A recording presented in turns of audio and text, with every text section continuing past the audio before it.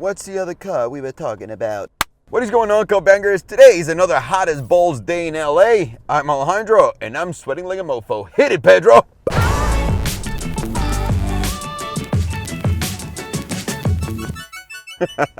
In today's episode of Let's Talk About Cars, I want to address the rumored new hypercar by Mercedes-Benz, the R50 AMG. That's what everyone's calling.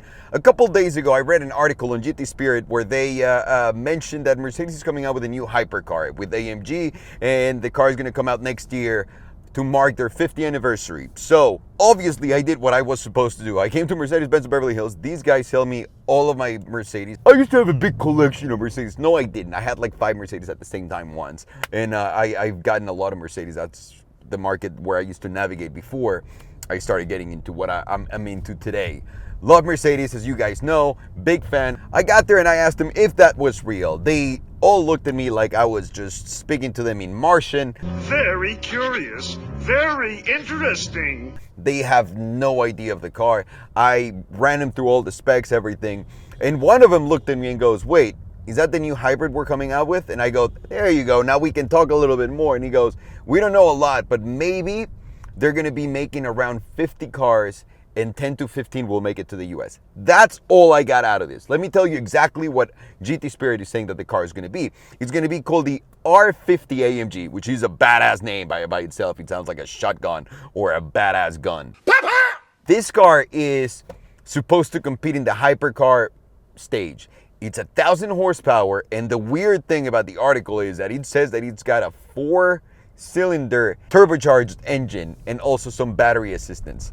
I mean, this sounds a lot like the Fisker. That doesn't make any sense. How can you pull so much power in a smooth experience? It makes no sense. The other thing they said was the car was going to weigh 1,300 kilos, which is pretty good for what they're saying that they're going to build. It's going to be a mid-engine car, and they want it to look like a Le Mans car.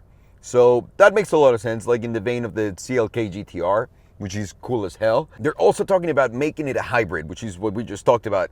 Kind of weird because Mercedes hasn't really pulled that off yet. You saw what happened to the SLS, the E-Cell car. That never came out. It was able to, I think, do like a few miles and it would run out of battery mysteriously.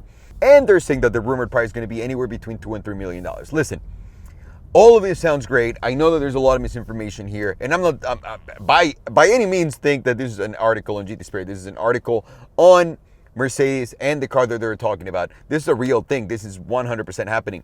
I love that the space is getting so competitive. Now, the new McLaren F1 Hyper GT. Hyper GT is not going to be street legal, so that's axed. This one's supposed to be a street legal version.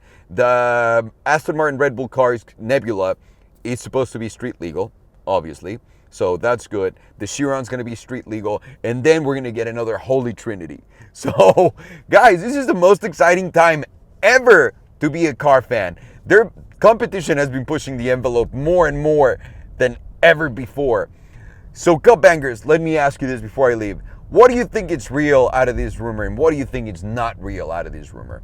I personally think the car is real. I think the 4-cylinder engine is not a real thing. They're obviously going to be trying to shoot for the 1,000 horsepower race.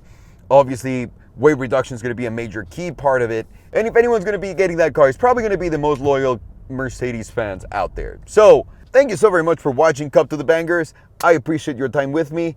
I'm Alejandro, and I do not approve this message. Thank you for watching, though.